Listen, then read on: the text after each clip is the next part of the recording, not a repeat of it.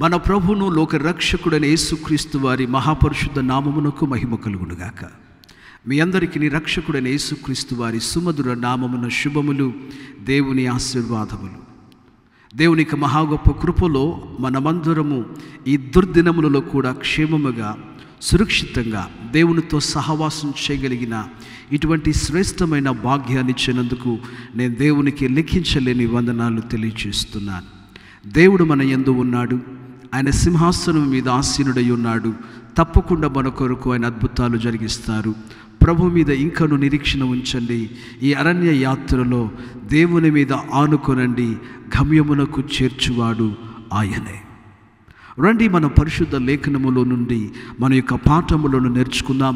మూల వాక్యముగా హోషియా ప్రవచన గ్రంథము 4వ అధ్యాయము 6వ వచనమును, మత్తయి రాసిన సువార్త 4వ అధ్యాయము 17వ వాక్యమును మనం చదువుకోబోతున్నాం. నా జనులు జ్ఞానము లేని వారే నశించుచున్నారు. నీవు జ్ఞానమును విసర్జించుచున్నావు గనుక నాకు యాజకుడువు కాకుండా నేను నిన్ను విసర్జింతును. నీవు నీ దేవుని ధర్మశాస్త్రము మరచితివి గనుక నేను నీ కుమారులను మరుతును. మత్తయి సువార్తలో నుండి కూడా మనం దేవుని వాక్యాన్ని చదువుకుందాం. అప్పటి నుండి యేసు పరలోక రాజ్యము సమీపించి ఉన్నది గనుక మారు మనసు పొందుడని చెప్పుచు ప్రకటింప మొదలుపెట్టెను. దేవుడి పరిశుద్ధ వాక్యములో నుండి మనందరితో మాట్లాడునుగాక. మనం చదువుకున్న లేఖన వాక్యాలు హోషియా గ్రంథము మానవుని యొక్క పడిపోయిన పరిస్థితులను గూర్చి మాట్లాడుతున్నది. మనుషుడు దేవుడి యొక్క జ్ఞానమును విసర్జించి దేవుని యొక్క న్యాయ విధులను మరచిపోయి జ్ఞానము లేక నశించిపోవచ్చు ఉన్నప్పుడు అటువంటి మానవాళికి యోచించుటకును జ్ఞానము తెచ్చుకొనుటకును ఒక నవజీవమును ప్రారంభించుటకును ప్రభువైన యేసుక్రీస్తు వారు ఒక ఆహ్వానాన్ని ఇస్తున్నాడు. ఏమిటి ఆ ఆహ్వానము? మారు మనస్సు పొందుడి, పరలోక రాజ్యము సమీపించి ఉన్నది. పరలోక రాజ్యములో ఒక మనుషుడు తన జీవితమును దైవ చిత్తానుసారంగా జీవించాలి అనంటే దానిలోని మొదటి మూల పాఠము మారు మనస్సు. పరలోక రాజ్యం అన్నప్పుడు ఎక్కడ ఉన్నది? యేసుక్రీస్తు వారు ఈ భూలోకానికి వచ్చినప్పుడు ఆయన పరలోక రాజ్యమును ఈ భూమి మీదకు తెచ్చిన వాడై ఉన్నాడు. నా మాటలు చాలా జాగ్రత్తగా మీరు గమనించాలి. పరలోకము వేరు, పరలోక రాజ్యము వేరు. దీనిని గూర్చిన మరిన్ని వివరములను రానున్న దినములలో ప్రభు చిత్తమైతే, ప్రభు అవకాశం ఇస్తే నేను లోతుగా మీతో మాట్లాడుతాను. కానీ ఎప్పుడైతే ప్రభు అయిన యేసుక్రీస్తు వారు ఈ భూమి మీదకు మానవ రూపిగా వచ్చారో అప్పుడు ఆయన పరలోక రాజ్యమును ఈ భూమి మీదకు తీసుకుని వచ్చారు. ఎందరైతే ప్రభు అయిన యేసుక్రీస్తు వారిని స్వంత రక్షకునిగా స్వీకరిస్తున్నారు, అనగా మారు మనస్సు పొంది పాప క్షమాపణ నిమిత్తం బాప్తిస్మం తీసుకుని ప్రభుని స్వీకరించుచున్నారు, వారందరూ కూడా ఇదిగో ఈ పరలోక రాజ్యము లోపలికి వచ్చుచున్నారు. ఈ రాజ్యమునకు ఒక రాజు ఉన్నాడు, ఆయనే మన ప్రభువైన యేసుక్రీస్తు వారు. ఈ రాజ్యములో దేవుని నీతి ఉన్నది. ఈ నీతిని అనుసరించుచు దేవుని పిల్లలు ఈ భూమి మీద తమ జీవితములను అనుభవించవలసినది అవసరమై ఉన్నది. దేవుని నామమునకు మహిమ కలుగునుగాక. ఇప్పుడు మనము దేవుని రాజ్యములో జీవించుచున్నాము. ఒక రాజ్యము మన కొరకు రాబోచున్నది. అందుకని యేసుక్రీస్తు వారు పరలోక ప్రార్థన నేర్పించినప్పుడు, పరలోకమునుందున్న మా తండ్రి, మీ నామం పరిశుద్ధపరచబడునుగాక, మీ రాజ్యము వచ్చునుగాక. నా మాటను మీరు గమనించాలి. ఇప్పుడు ఉన్న పరలోక రాజ్యము, రాబోచున్న పరలోక రాజ్యం, అనగా దేవుడు తన సంపూర్ణమైన రాజ్యముతో కూడా ఈ భూమి మీదకు రాబోతున్నాడు. ఏమిటి ఈ పరలోక రాజ్యము అన్నప్పుడు, ఇది దేవుని యొక్క 1000 ఏండ్ల కాల పరిపాలన అని లేఖనాలు మాట్లాడుతున్నాయి. గమనించాలి ప్రియులారా, ఇప్పుడు ఈ భూమి మీద ప్రారంభమైన పరలోక రాజ్యము, దాని ప్రారంభమే మనుషుడు జ్ఞానము తెచ్చుకొనుటలో, మనుషుని యోచనలలో ప్రారంభమవుతుంది. నేను నా ప్రతి వర్తమానములలో ఈ మాటను చెప్తూ ఉన్నాను. మారు మనస్సు అనే పదమును ఇంగ్లీష్లో రిపెంట్ అని అన్నారు. బైబిల్ గ్రంథము క్రొత్త నిబంధన గ్రీక్లో వ్రాయబడింది కాబట్టి రిపెంట్ అనే మాట మూల భాషలో మెటనోయా అని అన్నారు. అంటే చేంజ్ యువర్ థింకింగ్, నీవు ఆలోచించు విధానమును మార్చుకో. అంటే ఎప్పుడైతే ఒక మనుషుడు తన ఆలోచించు విధానమును మార్చుకుని జీవము కలిగిన దేవుని వైపు తిరుగుతున్నాడో, he is stepping into the kingdom of heaven, పరలోక రాజ్యములోనికి లేక దైవ రాజ్యములోనికి అతని అడుగు పెడుతున్నాడు. ఆ రాజ్యములో ప్రభు రాజుగా ఉన్నాడు. మీరు ఏ దేశములో ఉన్నవారైనా, మనం ఏ ప్రభుత్వ పరిపాలనలో ఉన్నా, దేవుని పిల్లలకు ఒక రాజు ఉన్నాడు. ఆయన ప్రభువైన యేసుక్రీస్తు వారు. ఆయన రాజ్య పరిపాలనలో మనం నీతి జీవితమును జీవించుటకు మనం పిలువబడ్డాం. ఇప్పుడు ఈ యొక్క నీతి పాలనలో మొట్టమొదటిగా మన జీవితము మన ఆలోచనలలో, మన తలంపులోని మార్పుతోనూ ప్రారంభమవుతుంది. అయితే లేఖనాలు మాట్లాడుతున్నాయి, దేవుడు తన సంపూర్ణమైన రాజ్యమును 1000 ఏండ్ల పరిపాలనని భూమి మీదకు తెచ్చినప్పుడు బైబిల్ గ్రంథం ఘోషించుచున్నది, 1000 ఏండ్ల పరిపాలనలో భూమి మీద దేవుని గుర్చిన జ్ఞానము బహు విస్తారంగా ఉంటుంది అని లేఖనాలు స్పష్టంగా మనతో మాట్లాడుతున్నాయి. ఒక విషయాన్ని మీ దృష్టికి నేను తీసుకురావాలని ఆశపడుతున్నాను. కాగా దేవుని పిల్లలు తమ జీవితాలలో తమ ఆలోచనలను, తమ మదిని దేవుని తట్టు త్రిప్పి జ్ఞానమును అభ్యాసించవలసినది, దేవుని ఆజ్ఞలను ఆచరించవలసినది, దేవునికి ప్రియులుగా ఆయన యొక్క స్వార్థ జ్ఞానములో వృద్ధి చెందవలసినది. మన మీద ఉన్న విధి అనే విషయమును మనం నేర్చుకోవడం చాలా ప్రాముఖ్యం. ఈ రోజున దేవుని యొక్క జ్ఞానములో మనం ఎలా ఎదగాలి, ఎలా దేవుని పిల్లలు తమ ఆలోచనలను వాడాలి అనే మరి యొక్క సత్యమును పరిశుద్ధ లేఖనములోనున్న ఒక చక్కని మాటల ద్వారా ఈ రోజున నేర్చుకోబోతున్నాం. బైబిల్ గ్రంథము గలవారు మాతో కలిసి హెబ్రీయులకు రాసిన పత్రిక 12వ అధ్యాయము 5 నుండి 13 వాక్యాలలో చెప్పబడిన దేవుని యొక్క మూల ఉపదేశములను ఆలకించవలసిందిగా మనం చేస్తున్నాను. రెఫరెన్స్ మరొక పర్యాయము హెబ్రీయులకు రాసిన పత్రిక 12వ అధ్యాయము 5 నుండి 13 వాక్యాలు. నా కుమారుడా, ప్రభు చేయు శిక్షను తృణీకరించకుము, ఆయన నిన్ను గద్దించినప్పుడు విసుకకుము. ప్రభువు తాను ప్రేమించే వానిని శిక్షించి తాను స్వీకరించే ప్రతి కుమారుని దండించును అని కుమారులతో సంభాషించినట్లు మీతో సంభాషించుచు ఆయన హెచ్చరికను మరచితిరి. శిక్షాఫలము పొందుటకై మీరు సహించుచున్నారు. దేవుడు కుమారుడునుగా మిమ్మల్ని చూచుచున్నాడు. తండ్రి శిక్షింపని కుమారుడెవడు? కుమారులైన వారందరూ శిక్షలో పాలు పొందుచున్నారు. మీరు పొందని ఎడల దుర్బీజులే గాని కుమారులు కారు. మరియు శరీర సంబంధులైన తండ్రులు మనకు శిక్షకులై ఉండిరి, వారి యందు భయభక్తులు కలిగి ఉంటిని. అట్లయితే ఆత్మలకు తండ్రి అయిన వానికి మరి ఎక్కువగా లోబడి బ్రతుకువలెను కదా. కొన్ని దినముల మటుకు తమకిష్టం వచ్చినట్లు మనల్ని శిక్షించిరి, కానీ మనము తన పరిశుద్ధతలో పాలు పొందవలెనని మన మేలు కొరకే ఆయన శిక్షించుచున్నాడు. మరియు ప్రస్తుతమందు సమస్త శిక్షయు దుఃఖకరముగా కనబడునే గాని సంతోషకరముగా కనబడదు. అయినను దాని అందు అభ్యాసము కలిగిన వారికి అది నీతియు సమాధానకరమైన ఫలమిచ్చును. కాబట్టి వడలిన చేతులను సడలిన మోకాలను బలపరచుడి, మరియు కుంటికాలు బెనకక బాగుపడు నిమిత్తము మీ పాదములకు మార్గములను సరళము చేసుకొనిడి. దేవుడి పరిశుద్ధ వాక్యములో నుండి మనందరితో మాట్లాడునుగాక. ప్రార్థన చేద్దాం. మహాపరిశుద్ధుడా, మీరు మాతో మాట్లాడండి, మీ నామమునకు మహిమ తెచ్చుకునండి. మీ మాటలను వినగలిగిన చెవులు, గ్రహించగలిగిన హృదయం, చూడగలిగిన కన్నులను మీరు మాకు దయచేయండి. మా ప్రాణాత్మ దేహములను మీకు సమర్పిస్తున్నాం. సదాకాలం మీకు మహిమ కలుగునుగాక. మేము ఎల్లప్పుడూ తగ్గించబడాలి. యేసు నామమును ప్రార్థిస్తున్నాము తండ్రి, ఆమేన్. మనం చదువుకున్న లేఖన వాక్యము తండ్రికిని కుమారులకు మధ్యలో ఉన్న ఒక శ్రేష్టమైన బాంధవ్యమును గురించి మాట్లాడుతున్నది. ఒక ప్రోత్సహించే మాట తండ్రి వలన పిల్లలకు కలుగుతున్నట్లుగా, ఒక ప్రోత్సహించుచున్న శిక్షణ బిడ్డలకు తండ్రి వలన కలుగుతున్నట్లుగా ఈ లేఖనాలు మనతో స్పష్టంగా మాట్లాడుతున్నాయి.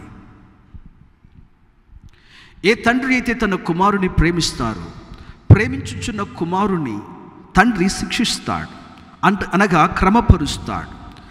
ఒక కుమారుని దండించుటలో, శిక్షించుటలో ఉన్న ప్రధానమైన కారణమే అతనిని ఒక క్రమము కలిగిన తన యొక్క కుమారునిగా ఇంకను మలుచుటకి. క్రీస్తునందు ప్రియమైన దేవుని పిల్లలారా, బైబిల్ గ్రంథములో మనం చదివినప్పుడు బైబిల్ గ్రంథం అంటుంది, దేవుని శిక్ష కొంతకాలమే. ఆ కొంతకాలము ప్రభు మనలను శిక్షించినప్పుడు, అనగా క్రమపరచునప్పుడు, వాటి విషయములో మనం విసుకక, దేవునికి విరోధముగా మనము సనుగక, ఈ శిక్షణ నేను క్రమపడుటకే అని మనం గుర్తించి, ఇది నాలో అంతకు నీతి ఫలమును పరిశుద్ధతయు తెచ్చుచున్నదని మనం గమనించి, మన యొక్క చేతులను మన కాళ్లను వడలక బెసకక స్థిరులుగా నిలబడిన ఎడల దేవుడు ప్రత్యక్షమైనప్పుడు మనము సంపూర్ణమైన మహిమ కలిగిన వారిగా మార్చబడుతాం అనుటలో ఎటువంటి సందేహము లేదు. ఇంకను దీనిని విడమర్చి వివరంగా చెప్పాలి అన్నప్పుడు, బైబిల్ గ్రంథములో ఇశ్రాయేలు ప్రజలు ఐగుప్తు యొక్క చెరలో అనేక వందలాది సంవత్సరాలు గడుపుతూ వచ్చారు. ఆ సమయమున దేవుడు తన ప్రవక్తల ద్వారా ఇశ్రాయేలు ప్రజలతో చెప్పారు, నేను ఐగుప్తు దేశములో నుండి మిమ్ములను పాలు తేనెలు ప్రవహించు దేశమునకు నడిపిస్తాను అని. భయంకరమైన బంధకముల మధ్యలో నుండి వారిని స్వేచ్ఛతో, స్వాతంత్ర్యముతో కూడిన పాలు తేనెలు ప్రవహించు సమృద్ధి అయిన దేశానికి నడిపిస్తానన్నది దేవుని వాగ్దానం. ఈ వాగ్దానమును ఇశ్రాయేలు ప్రజలందరూ విన్నప్పుడు వారు బహుగా పరవశించారు, బహుగా ఆనందించారు. దేవుడు చెప్పిన మాట ప్రకారంగా 10 తెగుళ్లను ఐగుప్తు మీదకు పంపించి, దేవుడు తన బాహుబలము చేత ఇశ్రాయేలు ప్రజలను ఐగుప్తు చెరలో నుండి ఒక్క రాత్రిలో విడిపించాడు. ఇప్పుడు చెరలో నుండి విడిపించబడిన వారందరూ కూడా ఎంతో సంతోషిస్తున్నారు, ఎంతో ఆనందిస్తున్నారు. కారణం ఏంటి? వారు వాగ్దాన దేశంలోనికి వెళ్ళబోతున్నారు. వారి ప్రయాణం 9 నుండి 11 రోజుల్లో సులువుగా జరగగలిగిన ఒక ప్రయాణం. అయితే బైబిల్ గ్రంథం మాట్లాడుతుంది, వారు 40 సంవత్సరముల కాలము అరణ్యములోనే వారు తిరగవలసి వచ్చినది. నా మాటలు మీరు చాలా జాగ్రత్తగా వినాలి ప్రియులారా. అదే రీతిగా క్రైస్తవులైనబడిన దేవుని పిల్లలు ఐగుప్తి అని చెప్పబడుతున్న లోకము, అపవాది బంధకాలలో నుండి తాను కూడా విడిపించబడి, ఇదిగో దేవునితో యుగాయుగములు ఉండబడే జీవితము వాగ్దానము చేయబడుతుంది. అనగా లోకమనే చెరలో నుండి బయటికి వచ్చి దేవునితో యుగాయుగములు జీవించగలిగిన ఆ స్వేచ్ఛ జీవితము వాగ్దానం చేయబడుతుంది. మనుషుడికి ఇక్కడ నుండి ఒక విడుదల, అక్కడ కలగబోతున్న ఆనందం, ఇదియే అనేక చోట్ల ప్రసంగించబడుచు ఉన్నది. ఎక్కడ చూసిన వాగ్దాన కూడికలు, ఎక్కడ చూసిన ఆశీర్వాదపు మాటలు, ఎక్కడ చూసిన నిరీక్షణ బోధలు, ఎక్కడ చూసిన ఉత్తేజమును కలిగించగలిగిన వర్తమానాలు, ఇవన్నీ మంచివే. కానీ అయితే దేవుని పిల్లలు గుర్తించవలసినది, ఇదిగో చెరలో నుండి బయటపడి, పాపపు లోకములో నుండి బయటకు వచ్చి, అదిగో నిత్యమైన ఆ వాగ్దానములను స్వతంత్రించుకొనకు మధ్యలో ఒక జీవితం ఉన్నది, ఒక ప్రాసెస్ ఉన్నది. ఈ ప్రాసెస్ని దేవుని పిల్లలు నేర్చుకోవాలి. ఆ ప్రాసెస్ గురించే మనం ఇక్కడ లేఖన వాక్యములో చదువుకున్నాం. దేవుడు మనందరికీ గమ్యమును వాగ్దానం చేసినది వాస్తవమే. బట్ ఈజీ ట్రిప్ దేవుడు ఎప్పుడు కూడా వాగ్దానం చేసిన వాడు కాడు. బైబిల్ గ్రంథములో మనము చదివినప్పుడు, ఒక రోజున ప్రభువైన యేసుక్రీస్తు వారు తన శిష్యులతో పాటు 2 నుండి అద్దరికి వెళ్ళాలనుకున్నాడు. మనం అద్దరికి పోదాము రండి అన్నాడు. శిష్యులు దోణి ఎక్కారు. యేసు అలసినందున ఓడ అమరమును తలగడగా చేసుకుని పడుకుని ఉన్నాడు. వారు ప్రయాణమై వెళ్ళుచూ ఉన్నప్పుడు భయంకరమైన తుఫాను అలల చేత ఓడ కొట్టబడి ఓడ బ్రద్దలైపోయే పరిస్థితి వచ్చినది. శిష్యులు తమ యొక్క చాకచక్యము చేత ఆ ఓడను అదుపు చేయ చూశారు, కానీ వారి వలన కాలేదు. అప్పుడు శిష్యులలో ఒకడు పరిగెత్తుకుంటూ వెళ్ళి, అయ్యా అయ్యా, మేము నశించిపోవచ్చున్నామే, నీకు చింత లేదా అని ప్రభువుని అడిగాడు. యేసు మేల్కొని లేచి ఆయన గాలిని, సముద్రమును గద్దించి వారిని కూడా యేసుక్రీస్తు వారు చూసి విశ్వాసము లేకుండా ఉన్నారా, ఎందుకు భయపడుతున్నారని వారి అవిశ్వాసమును కూడా ప్రభు గద్దించాడు. చివరకు వారందరూ గమ్యానికి చేరుకున్నాడు.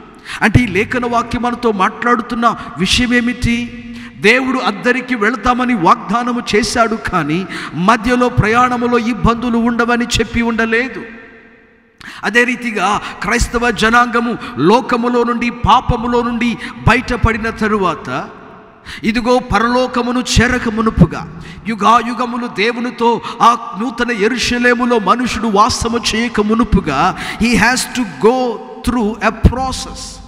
ఒక భయంకరమైన ఇరుకు మార్గములో మనుషుడు ప్రయాణము చేయవలసి ఉన్నది. బైబిల్ అంటుంది, జీవమునకు పోవు మార్గము అది ఇరుకును సంకుచితమై ఉన్నది, దీనిలో గుండా పోవారు కొందరే.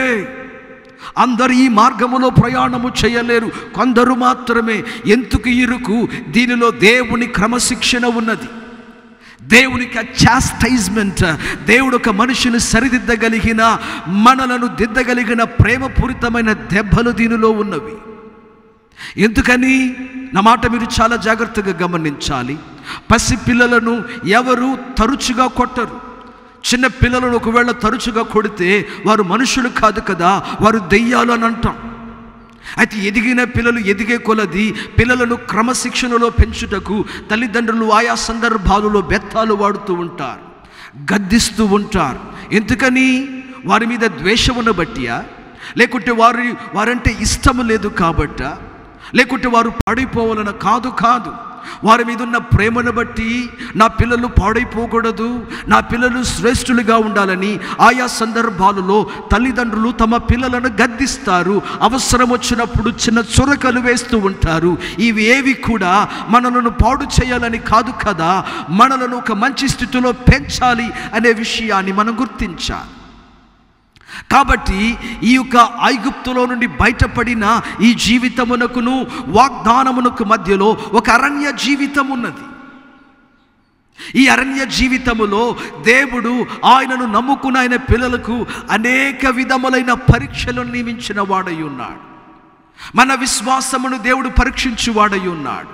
మన జీవితములను, మన గుణశీలములను దేవుడు సరిదిద్దాలని ఆశపడుతున్న వాడై ఉన్నాడు. కాబట్టి మనుషులు ఈ యొక్క ఇరుకు మార్గములో, ఈ క్లిష్ట పరిస్థితులలో జాగ్రత్తగా తన జీవితమును తాను కట్టుకుంటూ క్రీస్తు యేసులో సాగవలసినది అవసరమై ఉన్నది. కొంతమంది ఈ ఇరుకైన మార్గములో వెళ్ళలేక, దీనిలో నడవలేక, నేను ప్రభుని నమ్ముకున్నది మొదలుకొని నాకు శోధనలు, నా ఇంటిలో నాకు సమస్యలు, ఐ లాస్ మై లిబర్టీ, నా స్వేచ్ఛను నేను పోగొట్టుకున్నాను, నేను ఇష్టం వచ్చినట్లుగా జీవించలేకపోతున్నాను, I'm unable to live like that brother, I'm unable to live like that friend. ఆ స్నేహితుని పోలి, ఆ సహోదరుని పోలి, ఈ సహోదరి పోలి నేను స్వేచ్ఛగా జీవించలేకపోతున్నానే. ఈ క్రైస్తవ జీవితము బంధకమా లేకుంటే స్వతంత్రమా అని తెలియకుండా స్తంభించిన వారు అనేక మంది ఉన్నారు. ఇరుకైనను ఇది స్వేచ్ఛనే, ఇరుకైనను ఇది స్వతంత్రమే. ఎందుకనంటే అపవాది చేతిలో నుండి బయటపడ్డాం, పాపము నుండి, మరణములో నుండి మనం బయటపడ్డాం. ఇది గొప్ప విడుదల. ఈ విడుదలలో ఇంకను మనము పరిపూర్ణులుగా ఎదుగుటకు, ఇంకను అదిగో మనం పోబోచున్న ఆ పరలోకములో, ఆ నూతన యెరూషలేములో అధికమైన ప్రతిఫలము పొందుటకు దేవుడు మనలను ఆయా సందర్భాలలో మనల్ని శిక్షిస్తున్నాడు, సరైన శిక్షణలో నడిపిస్తున్నాడు. ఆ శిక్షణలో క్రమముగా నడుచువారి అందరూ వారు గమ్యమునకు చేరి దేవుని యొద్ద నుంచి గొప్ప ప్రతిఫలాన్ని పొందుకుంటారు. దేవునికి స్తోత్రం కలుగునుగాక. ఉదాహరణకు బైబిల్ గ్రంథములో మనం చదివినప్పుడు ఇశ్రాయేలు ప్రజలు అరణ్యంలో వెళ్ళుచూ ఉన్నప్పుడు వారికి నీరు లేకపోయినది. నీరు లేకపోయినప్పుడు వారు సనగడం మొదలుపెట్టారు, దేవునికి విరోధంగా గొనగడం మొదలుపెట్టారు. ఇదే జీవితంలో ఉన్న పరీక్షలు.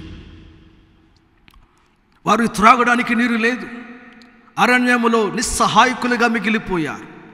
వారికి కానీ, వారి పిల్లలకు కానీ, వారు పశువులకు కానీ నీరు లేనప్పుడు వారు పరితపించిపోయారు. ఒక రోజైతే తాళగలమేమో, 2 రోజులైతే సహించగలమేమో, 3వ రోజుకు వచ్చేటప్పుడు సహనమును కోల్పోయి మనుషులందరూ సనగడం మొదలుపెట్టారు. మమ్మలను ఈ అరణ్యములో చంపుటకు తెచ్చితివా, ఈ అరణ్యములో మాకు సమాధులు కట్టాలనుకుంటున్నావా అని దేవునికి విరోధముగా, తమ నాయకుడికి విరోధంగా వారు సనగడం గొనగడం మొదలుపెట్టారు. అయితే బైబిల్ గ్రంథం మాట్లాడుతుంది కదా, ఇంకా కొంత దూరం వారు వెళ్ళినప్పుడు వారికి నీరు కనబడింది. ఆ నీరుని తీసుకుని నోటులో పెట్టుకున్నప్పుడు అవి చేదుగా ఉన్నవి. అసలే సనుగుతో గొనుగుతో ఉన్నవారు ఇప్పుడు చేదైన నీరు అందేటప్పటికి ఇంకా మరి వారికి దేవునికి విరోధమైన సనుగుడు, దేవునికి విరోధమైన గొనుగుడు. What is this? Is God leading me? దేవుడే నన్ను నడిపించుచున్నాడా? ఈ నాయకుడు అసలు సరైన వాడేనా?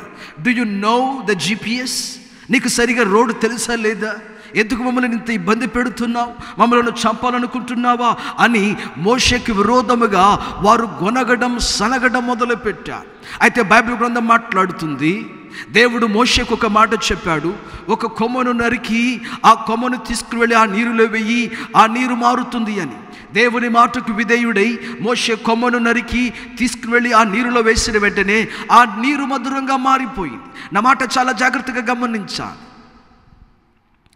మారా, నీరు లేని అనుభవంలో నుండి మారాలో నుండి వారు ఏలిమనే అనుభవంలోకి వస్తున్నారు, మధురమైన జలముల యొద్దకు వస్తున్నారు. ఈ మధ్యలో వారి జీవితం పరీక్షించబడింది. ప్రతి మారా తర్వాత ఒక ఏలిమున్నది, ప్రతి మారా తర్వాత ఒక మధురం ఉన్నది. కాలంలో సమయములో అది తప్పకుండా వస్తుంది. కాస్త నువ్వు ఓర్పు పట్టాలి, కొంచెం నువ్వు ఓపిక పట్టాలి. అయితే ఈ లోపల గనక నీ గుణగణముల గనక నువ్వు బయట పెడితే నువ్వు ఎవరు అనేది అర్థమవుతుంది. ప్రజలందరూ కూడా ఈ విషయంలో విఫలమైపోయారు. ఆ టెస్ట్లో వారు ఫెయిల్ అయిపోయారు. వారు గొనుగుడు, వారు సనుగుడు ఐగుప్తుల వారికి ఎలా ఉండేదో అదే జీవిత విధానాన్ని ఇక్కడ చూపిస్తున్నారు. ప్రభుని నమ్ముకున్న తరువాత, ప్రభుని స్వీకరించిన తరువాత, లోకములో నుండి వేరుపరచబడిన తరువాత దేవుడు కూడా నిన్ను పాత అనుభవాలలో గుండా నిన్ను నడిపిస్తాడు. అటువంటి పరిస్థితులు, అదే సేమ్ పరిస్థితులు నీకు రిపీట్ అయినప్పుడు ఆ జీవితంలో ఉన్న స్వభావములను గనక నువ్వు ఇక్కడ వ్యక్తపరిస్తే దేవుడు నీకే నువ్వు ఇంకా మారలేదు, ఇంకా నువ్వు ఎదగవలసిన ఉన్నది అనే దాన్ని నీకు చూపిస్తాడు. మరొక సందర్భములో ప్రజలకు తినడానికి ఆహారము లేదు. వారు తెచ్చుకున్న భోజనాలు అయిపోయినాయి. ఇప్పటికి 1 రోజులు దాటిపోయింది.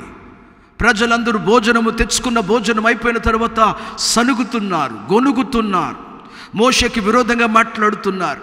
ఐగుప్తులో సమాధులు లేవని మమ్మలను తీసుకుని వచ్చి అరణ్యములో పాతి పెట్టాలనుకుంటున్నావా అనేవారు కొందరైతే, మరికొందరేమో రాళ్ళు రివి చంపాలనుకుంటున్న వారి మరికొందరైతే, ఇటువంటి పరిస్థితులలో ఒకడు కోపపడుతున్నాడు, ఒకడు తిరుగుబాటు చేస్తున్నాడు, ఒకడిని ప్రేరేపిస్తున్నారు. మనుషులలో గొనుగుడు, మనుషులలో సనుగుడు, మనుషులలో గుస్సగుస్సలు, మనుషులలో ఒకరి మీద ఒకరి నిందలు మోపుకోవడం, సేవకుడికి విరోధంగా లేచి మాట్లాడడం, ఇవన్నీ జరుగుతూ ఉన్నప్పుడు దేవుడు చెప్తున్నాడు, నేను మీకు దేవదూతల ఆహారాన్ని పంపిస్తాను, మన్నాను రోజు నేను మీకు పంపిస్తాను. గమనించాలి, ఉదయాన్నే మన్నానిస్తాను, సాయంకాలమును పూరెళ్లను పంపిస్తాను. అంటే ఒక మనుషుని ఆకలికిని ఈ పూరెళ్లకును ఈ మన్నాకు మధ్యలో ఒక పరీక్ష కాలం ఉంది. ఆ పరీక్ష కాలములో అతని స్వభావమును దేవుడు పరీక్షిస్తున్నాడు. అందుకనే దేవుని పిల్లలకు జ్ఞానం కావాలి, దేవుని పిల్లలు యోచించాలి. వెంటనే దేవునికి విరోధంగానో కుటుంబానికి విరోధంగానో మనం సనిగేవారుగా ఉండకూడదు, మనం గొనుగువారుగా ఉండకూడదు. మన స్వభావములను ఒకవేళ గనక మనము మంచి వాటిగా మనం కనుపరచనప్పుడు మన యొక్క డార్క్ సైడ్ ఏమిటనేది మనకే దేవుడు అర్థమయ్యేలాగా చూపిస్తున్నాడు. అంటే మనం దిద్దబడవలసినది అధికం. వారు తరచుగా అంటున్న అనుభవం ఏంటో తెలిసినా, మేము అరణ్యములో చనిపోవాలని తెచ్చావా? దేవుడు వారి మాటలను వారిని తూస్తున్నాడు. వారిని దేవుడు ఇప్పుడు కొలత వేస్తున్నాడు. ఇప్పుడు దేవుడు వారి మాటలను, వారి యొక్క వ్యవహారం, ఇప్పుడు దేవుడు వారి మాటలను, వారి ప్రవర్తనను తన త్రాసులో తూస్తున్నాడు. వారు తేలిపోయినట్లుగా కనపడుతున్నారు. నా మాట చాలా జాగ్రత్తగా వినాలి ప్రియులారా. దేవుడు మన జీవితాలలో కూడా, మన కుటుంబాలలో, మన పరిస్థితులలో తాత్కాలికమైన అనుభవాలను ఆయన పంపిస్తాడు. బ్రదర్, బైబుల్ అంటున్నది ఒక ఆకలి తర్వాత దేవుడు ప్లాన్ చేశాడు మనతో పోషించాలి అని. దేవుడు ప్లాన్ వేశాడు వారిని పూరేళ్లతో పోషించాలి అని. కాకపోతే కొంచెం ఆలస్యం చేస్తున్నాడు. ఈ లోపున వారి స్పందన ఎలా ఉంటుంది? మోకరించి ప్రభు ఉన్నాడని విశ్వసిస్తారా? మనల్ని నడిపించగలడని నమ్ముతారా? 10 తెగుళ్ల చేత మనం బయటికి తెచ్చాడే, బాహుబలము చేత మనల్ని ఇలా నడిపించుకుంటూ వచ్చాడే, ఎర్ర సముద్రమును పాయలు చేశాడే, ఇన్ని భీకర కార్యాలు చేసిన వాడు మన కొరకు మన్నాను ఇవ్వలేడా? మన కొరకు ఆహారమును ఇవ్వలేడా అనే ఆలోచన వీరిలో వచ్చి ఇంకను దేవునికి దగ్గరవుతారా?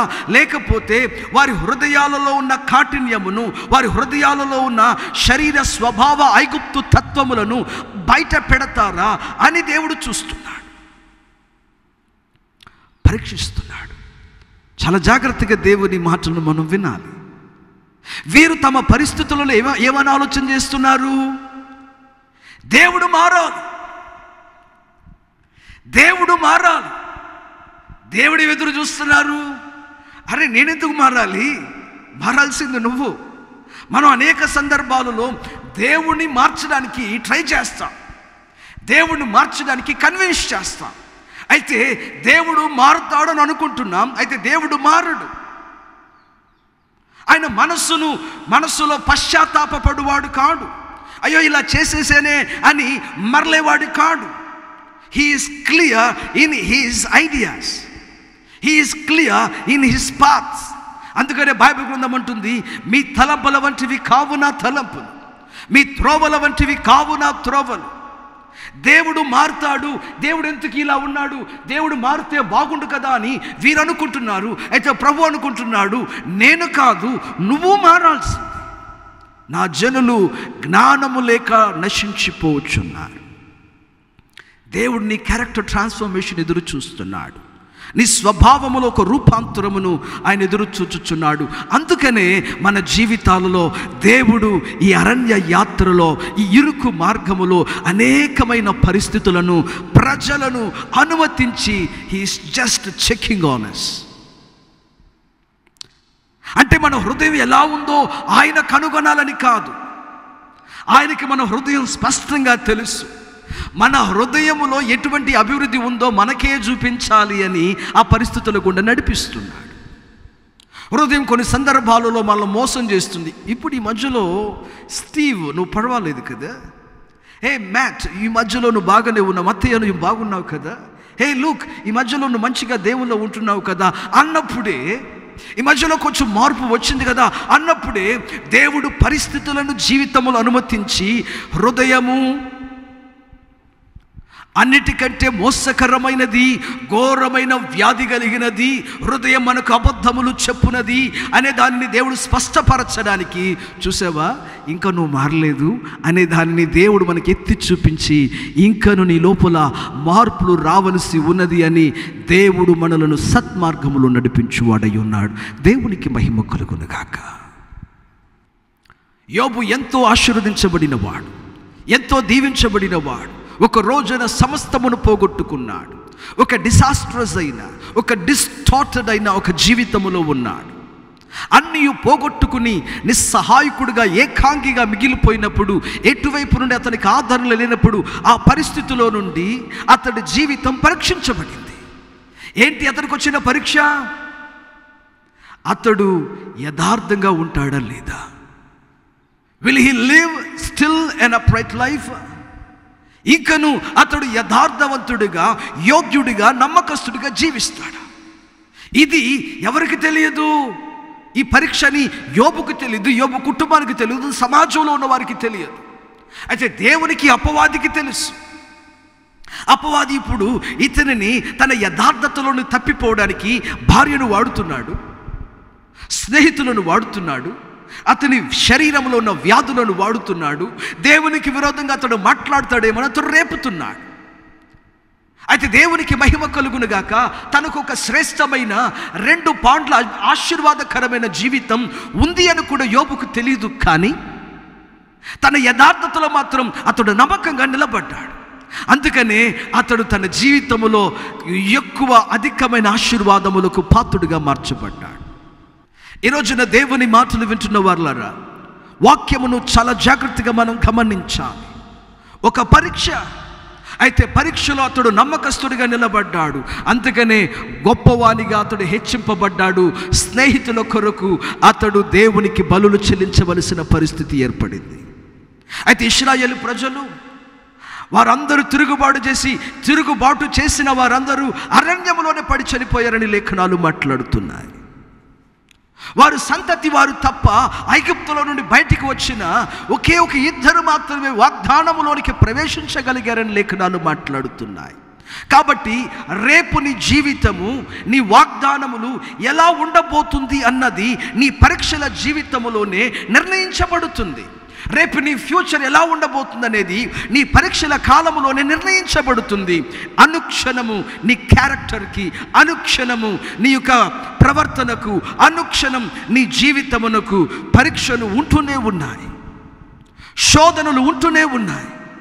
దేవుని యొద్ద నుంచి అనుమతించబడి ఉండవచ్చు, సాతానే ఆ టాస్క్ను తీసుకుని ఉండవచ్చు, లేకుంటే ఎవరో ఒకరు మనుషులు ఆ టాస్క్ దేవుడు అప్పగించి ఉండవచ్చు. మన క్రమశిక్షణ పరుచుటకు, మన మనసును తెలుసుకొనుటకు.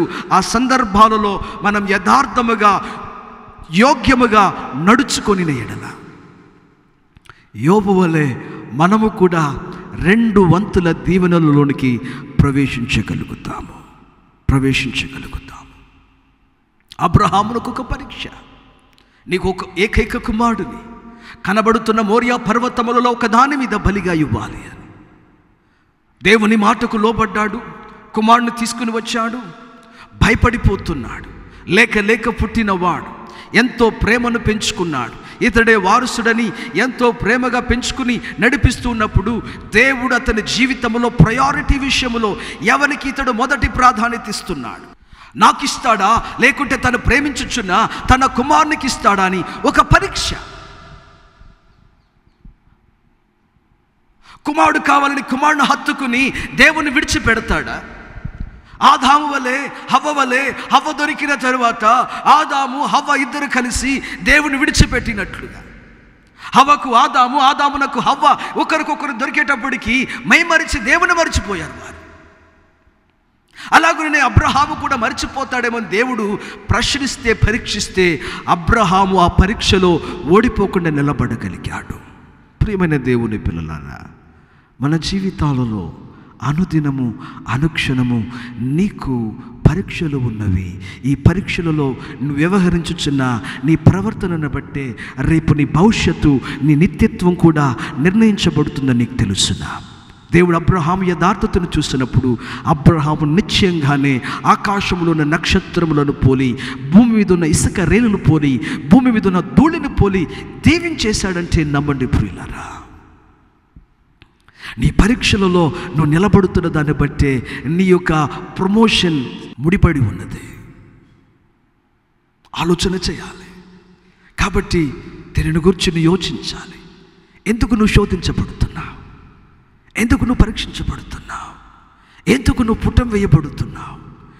వ్యక్తిగతంగా కానీ, నీ కుటుంబంలో కానీ, పరిస్థితుల ద్వారా కానీ. Why God allows these kinds of testings and trials and temptations in your life? ఎందుకో తెలుసిన ఒకటే కారణం, నిన్ను దేవుడు పరీక్షించుటకు. ఇవి ఆటంకాలు అనుకుని, స్టంబ్లింగ్ బ్లాక్స్ అనుకుని ఆగిపోయేవాడు ఉన్నాడు. ఇక తన జీవితంలో ఎదగని వాడు ఉన్నాడు. లేదు, వీటినే ఎక్కి వెళ్ళగలిగిన మెట్టులుగా చేసుకుని గమ్యములో రేపు ఉన్నతమైన స్థితికి వెళ్ళేవాడు నువ్వు ఉన్నాడు. కాబట్టి ప్రియమైన దేవుని పిల్లలారా, పరీక్షలు యోసేపు జీవితంలో ఎన్నో 17 సంవత్సరాల నుండి మొదలైంది.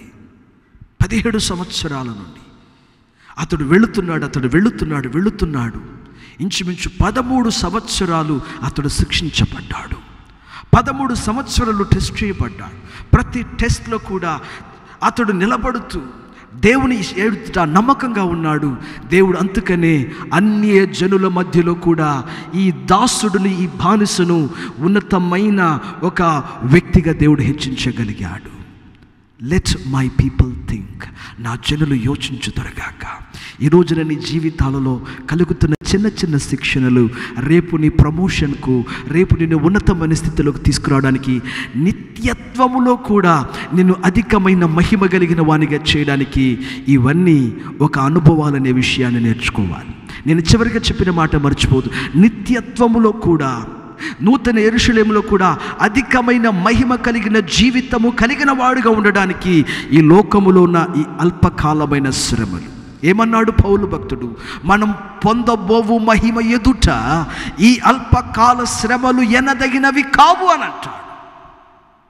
అంటే అతనికి అర్థమైంది, ఈ శ్రమలను గనక నేను అనుభవిస్తే దీనికి కొరకు దేవుడు నాకు గొప్ప మహిమనిస్తాడు.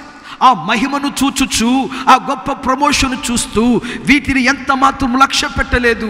కొట్టబడ్డాడు, ఏడవబడ్డాడు, అవమానించబడ్డాడు, దిగంబరత్వంలో ఉన్నాడు, దప్పికలో ఉన్నాడు, కపట సహోదరుల మధ్యలో, అనేకమైన శ్రమల మధ్యలో ఇవి ఎన్ని వచ్చినా అతడు హ్యాపీగా ఉన్నాడు, సంతోషంగా ఉన్నాడు. వచ్చేవన్నీ రాని, వచ్చినవన్నీ రాని, ఏమీ పర్వాలేదు. ఎన్ని వచ్చినా క్రీస్తుని యొక్క సరళతలో నుండి, ఆయన ప్రేమలో నుండి నన్ను ఎడబాపలేవనే ఒక ధైర్యమైన స్థిరమైన నిర్ణయం తీసుకున్నాడు. కాబట్టినే అతడు అంటున్నాడు, నేను పొందబోవు మహిమ ఎదుట ఇవి ఎంత మాత్రమును ఎనదగినవి కావు. అందుకని ప్రియమైన దేవుని పిల్లారా, ఎల్లప్పుడూ ఈసీ రోడ్ చూస్ చేసుకోవద్దు. జీవితం అంతా సుఖవంతంగా, దీవెనకరంగా, ధన్యకరంగా, సస్యశ్యామలంగా, పచ్చిక బాయిలుగా, శాంతికరమైన జలములుగా, ఎల్లప్పుడూ నీ లైఫ్ అంతా బెడ్ ఆఫ్ రోజెస్గా ఉంటుందని నువ్వు తలంచవద్దు. నో, యేసుని వెంబడించు మార్గము అది గరుకు మార్గం, అది ఇరుకు మార్గం. ఎన్నో శ్రమలు ఉన్నాయి, మార్గములో రాళ్ళు ఉన్నవి, అయితే కాపాడుటకు దూతలు కూడా ఉన్నారు. మార్గములో సింహములు ఉన్నవి, అయితే వాటిని అనగదొరకుటకు దేవుడు నీకు అధికారం కూడా ఇచ్చాడు. మార్గములో భుజంగములు ఉన్నవి, వాటిని నీవు ఎత్తిపట్టుటకు దేవుడు నీకు అధికారం ఇచ్చిన వాడు ఉన్నాడనే సత్యాన్ని నువ్వు గుర్తించాలి. కానీ శ్రమలు, శోధనలు కలిగినప్పుడు గొనిగి సనిగి నీ బుద్ధిని, నీ స్వభావమును నీవు బయటపెట్టి, ఇటువంటి ప్రతికూలతల మధ్యలో ఒకవేళ నీవు గనక మార్పు చెందని స్వభావాలు బయట పెట్టుకుంటూ ఇలాగుననే వ్యవహరిస్తూ ఉన్నవాడు అయితే పొందవలసిన మహిమను పొందలేవని ప్రభు నిన్ను ఆలోచించమని నీతో మాట్లాడుతున్నాడు. క్రైస్తవ జీవితం ఈ భూమి మీద సుఖవంతమైనది కాదు. ఇది ఇరుకు మార్గం, ఇది అరణ్య మార్గం. అయినను కాపరి వెంబడి నువ్వు నడవగలిగితే నీ జీవితం మహిమ జీవితంగా ఉంటుంది. దేవుడు